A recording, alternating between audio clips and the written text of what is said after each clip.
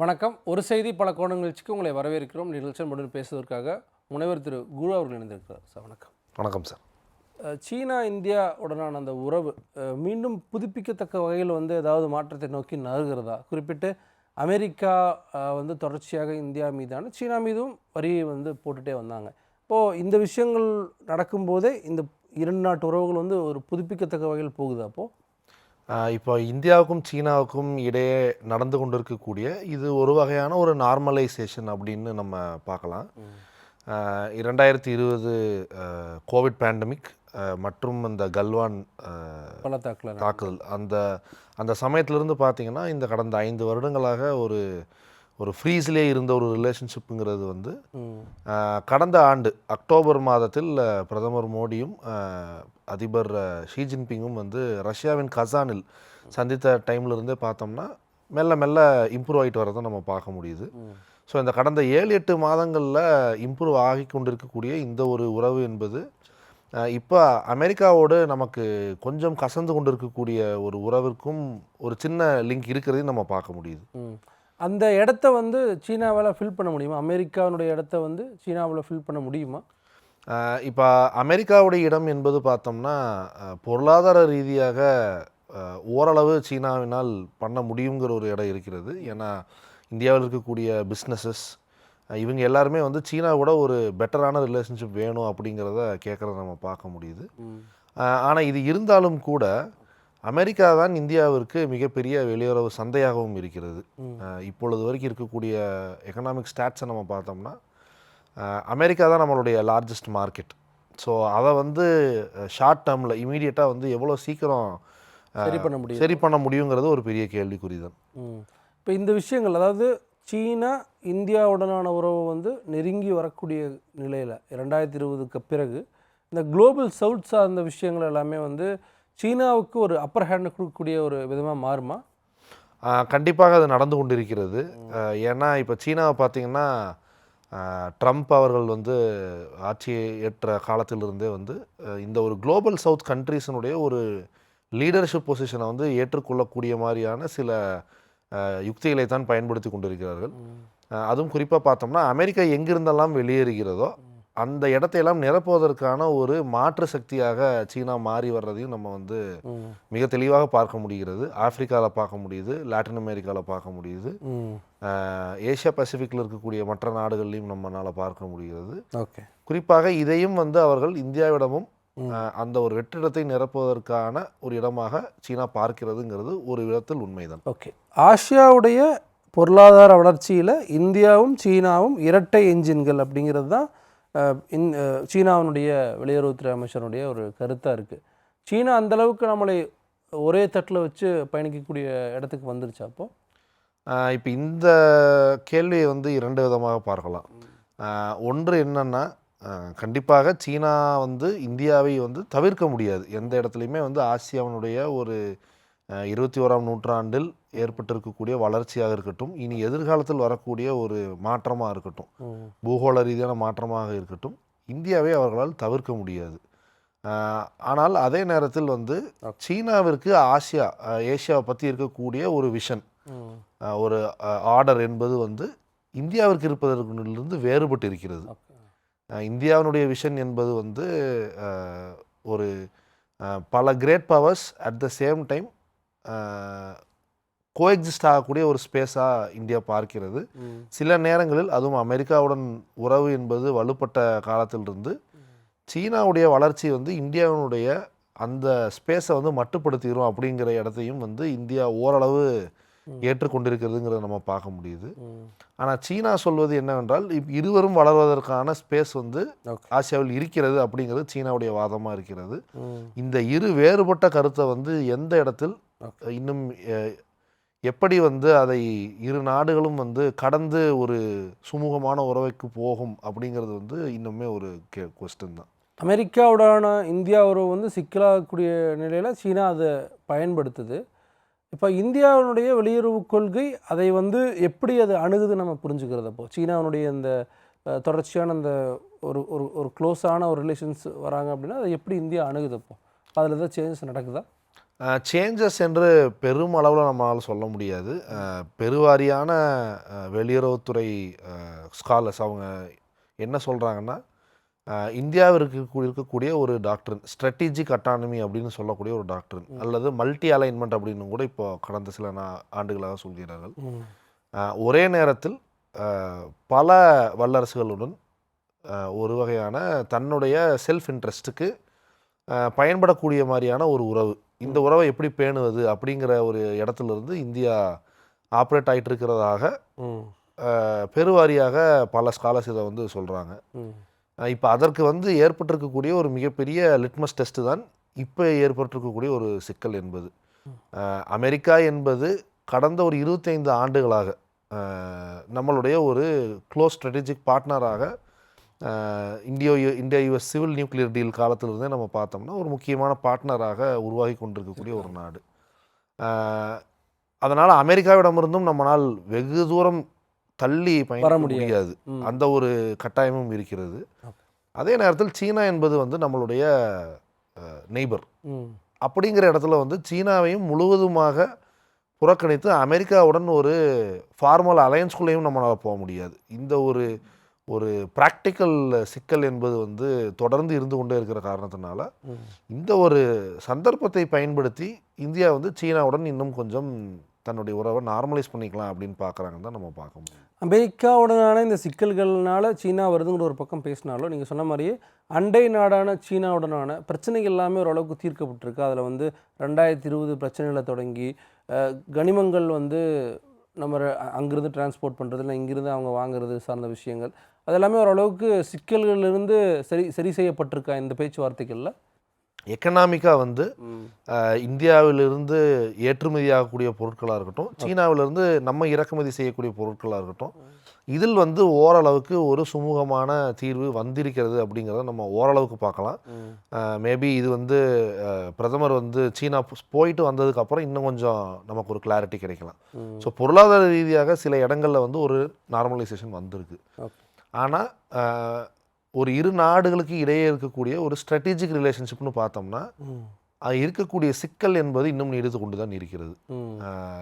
இப்போ பாகிஸ்தான் கூட நமக்கு ஏற்பட்ட போரில் சீனாவுடைய உதவியாக இருக்கலாம், அல்லது எல்லையில் வந்து இன்னமுமே வந்து என்ன விதமான தீர்வு எட்டப்பட்டிருக்குதுங்கிறத பற்றி ஒரு தெளிவான ஒரு மாறுதல் இன்னும் வரைக்கும் நமக்கு தெரியலை. இல்லை, ஒரு விட்ராயல் ஆஃப் ஆர்ம்டு ஃபோர்ஸஸ்ங்கிறது இருந்திருக்கே தவிர 2020 முன்னாடி ஸ்டேட்டஸ் குவோ ஆன்டே அப்படின்னு சொல்லக்கூடிய இடத்திற்கு நம்ம சென்று விட்டோமா அப்படின்னா அது இன்னும் ஒரு கேள்விக்குறியாக தான் இருக்கிறது.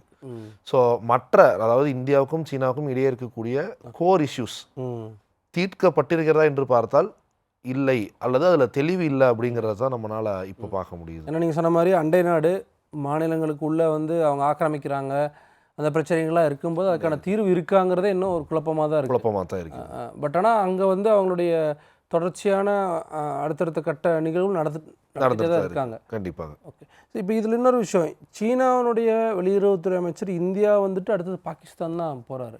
பாகிஸ்தான் அங்கே இருக்கக்கூடிய இராணுவ தளபதிகளோ இல்லை முக்கிய அரசுகளை தான் சந்திக்கிறாங்க. அப்போ அது நமக்கு என்ன கன்வே பண்ணுறாங்க அப்போது? அதாவது இந்தியா வந்து இன்று அல்ல பல ஆண்டுகளாகவே வந்து தவிர்த்து வந்து கொண்டு இருந்தக்கூடிய ஒரு விஷயம் என்னென்னா இந்தியாவையும் பாகிஸ்தானையும் ஒரே தட்டில் வைத்து பார்ப்பது. இது வந்து இப்போ கடந்த ஒரு 2020 முன்பு வரை நம்ம பார்த்தோம்னா சீனாவிலிருந்தும் சரி அமெரிக்காவிலிருந்தும் சரி ஏதோ ஒரு தலைவர் வந்து இந்தியா வர்றாங்கன்னா பெரும்பாலும் அவர்கள் பாகிஸ்தான் செல்ல மாட்டார்கள்.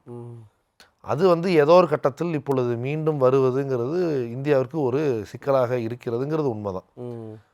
ஆனால் அது இருப்பினும் கூட இதை நம்ம அமெரிக்காவிடம் ஒரு விதமாக பார்க்க வேண்டும். சீனாவை பொறுத்த வரைக்கும் என்னென்னா பாகிஸ்தான் என்பது சீனாவிற்கு 1960 ஒரு முக்கியமான நட்பு நாடாக இருக்கிறது. இப்பொழுது நம்ம முன்பு பேசினது போல இந்தியாவினுடைய ஒரு வளர்ச்சியை தன்னால் சமாளிக்க முடியும் என்றால் அதற்கு பாகிஸ்தான் வந்து தேவை என்ற ஒரு இடத்தில் சீனா இந்த 60-70 ஆண்டுகளாகவே இருந்திருக்கிறது. கட்டுப்படுத்த முடியறதுக்கான ஒரு டூலாக இருக்கிறது. பாகிஸ்தானுக்கு வந்து அப்படி இந்தியாவை எதிர்க்க வேண்டும் என்ற ஒரு டாக்டரின் இருக்கு. சீனாவிற்கு வந்து பாகிஸ்தானை ஒரு டூலாக பயன்படுத்தக்கூடிய ஒரு வாய்ப்பும் இருக்கிறது. அப்படி இருக்கும் பொழுது சீனாவிற்கு இந்த ஒரு விஷயம் இந்தியா வந்து பாகிஸ்தான் செல்வது அப்படிங்கிறது வந்து அவர்களை பொறுத்த வரைக்கும் ஒரு நார்மலான விஷயம்தான். இந்தியாவும் வந்து சீனாவை பொறுத்த வரைக்கும் இந்த ஒரு ஹைஃபனேஷனை பெரும்பாலும் வந்து ஏற்றுக்கொண்டு விட்டதுன்னு தான் நம்ம எடுத்துக்கணும். அமெரிக்காவை பொறுத்தவரை தான் இதை நம்மால் ஏற்றுக்கொள்ள முடியவில்லை. ஏன்னா அமெரிக்கா வந்து இந்தியா கூட இருக்கக்கூடிய உறவு என்பது ஒரு வேறு தட்டில் இருக்கக்கூடிய ஒரு உறவு, பாகிஸ்தானோடு இருப்பது ஒரு வேறு தட்டில் இருக்கக்கூடிய உறவுன்னு தான் இத்தனை ஆண்டுகளாக பார்த்து கொண்டிருந்தார்கள். ஆனால் அவர்களும் வந்து இதே இடத்திற்கு நோக்கி செல்வதுங்கிறது வந்து இந்திய அரசுக்கு ஒரு தலைவலியை தான் மாறி இருக்குது. நீங்கள் குறிப்பிட்ட மாதிரி சீனா பாகிஸ்தானோட உறவு வந்து 1960லேருந்து தொடங்குது. அமெரிக்கா வந்து குறிப்பிட்டு 2001 அட்டாக்கு பிறகாக பாகிஸ்தானுடன் என்ன மாதிரியான ஒரு உறவில் இருந்தாங்க அப்படிங்கிறது ஒரு கேள்வியாக இருக்குது.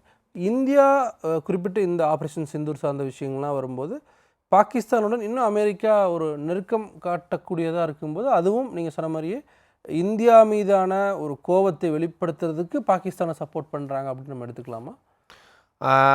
அப்படி இருக்கும் என்று சொல்ல முடியாது. ஏன்னா பாகிஸ்தானை பொறுத்த வரைக்கும் அதாவது அவர்களுடைய இராணுவ தளபதி வந்து ட்ரம்ப் அவர்களுக்கு வந்து நோபல் பரிசு பரிந்துரைத்தாலும் கூட 2 முறை அமெரிக்க வெள்ளை மாளிகைக்கும் போயிட்டு வந்திருக்காரு. இந்த கடந்த 2-3 மாதங்களில் 2 முறை சந்திச்சிருக்காரு.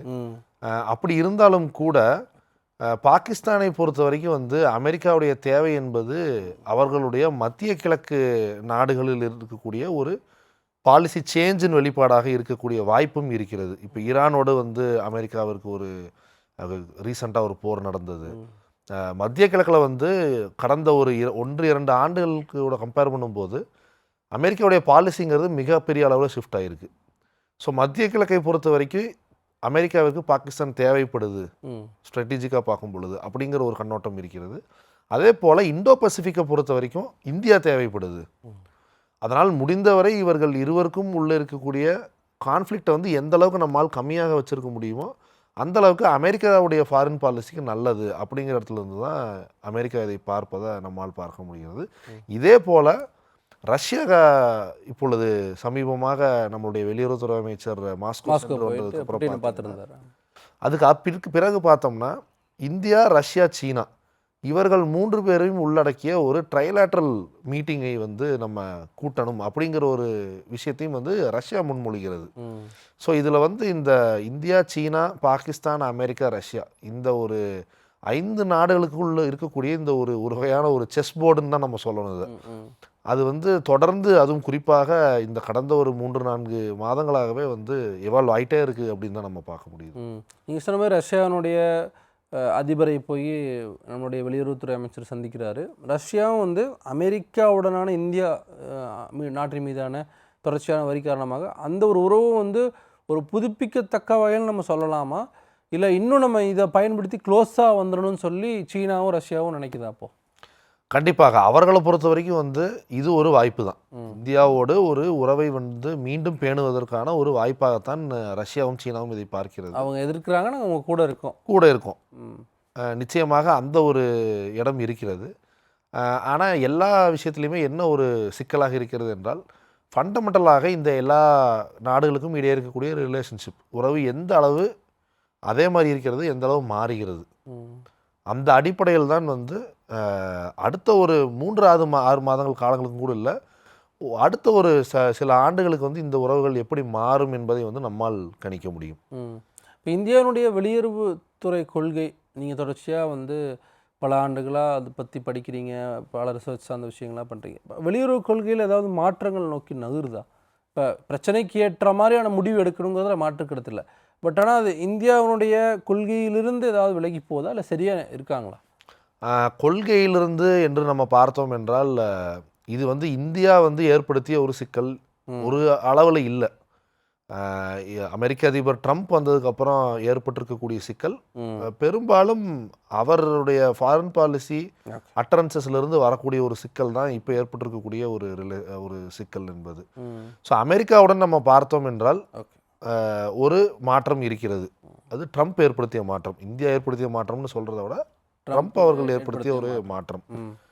ஆனால் இந்தியா தொடர்ச்சியாக இந்த கடந்த ஒரு பனிப்போர் முடிந்த காலத்திலிருந்து இந்தியா முன்வைக்கக்கூடிய ஒரு முக்கியமான வாதம் என்னென்னால், முன்பு நான் சொன்னதை போல் ஸ்ட்ராட்டஜிக் அட்டானமி, அதுவும் குறிப்பாக இந்த நம்மளுடைய அரசு 2014க்கு அப்புறம் வந்ததுக்கப்புறம் பார்த்தீங்கன்னா மல்டி அலைன்மெண்ட் என்று சொல்லக்கூடிய ஒரு வாதம். அதாவது எல்லா நாடுகளுடன் உறவு பேணுவோம். எதற்காக பேணுவோம் என்றால் இந்தியாவோட செல்ஃப் இன்ட்ரெஸ்ட்டுக்காக நாங்கள் இதை பண்ணுவோம். ஒவ்வொரு நாட்டிடம் இருந்து எங்களுக்கு என்ன ஒரு லாபம் இருக்கிறதோ அதை நோக்கி தான் நாங்கள் வந்து பயணிப்போம் அப்படிங்கிற மாதிரியான ஒரு வாதம். அந்த வாதத்திற்கு இது வந்து ஒரு மிகப்பெரிய சவால். இப்போ ஏற்பட்டிருக்கக்கூடிய சிக்கல்கள் என்பது ஒரு பெரிய சவால். ஆனால் இப்பொழுது வரை இந்தியா என்பது அந்த பாதையில் தான் பயணித்து கொண்டிருக்கிறது. அதில் எந்த விதமான மாற்றமும் இல்லை. அமெரிக்காவுடன் இருக்கக்கூடிய உறவுகளை தவிர. ஸோ வரும் காலத்தில் தான் வந்து இந்தியாவால் இதை இப்படியே கொண்டு செல்ல முடியுமா, இல்லை வேறு மாற்றங்கள் ஏதாச்சும் வருமானு நம்மளால் பார்க்க முடியும். பார்க்கலாம் சார். பிரதமர் மோடி அவர்கள் சீனாவுக்கு சென்று வந்ததுக்கு பிறகாக இன்னும் அடுத்தடுத்த கட்டங்கள் என்ன மாதிரியான மாற்றம் நடக்குதுன்னு பார்க்கலாம். அனுபவத்து வந்து பல்வேறு விஷயங்களை பற்றி ரொம்ப நன்றி சார். நன்றி சார். நேயர்களே, மீண்டும் ஒரு நிகழ்ச்சி சந்திக்கலாம். நன்றி, வணக்கம்.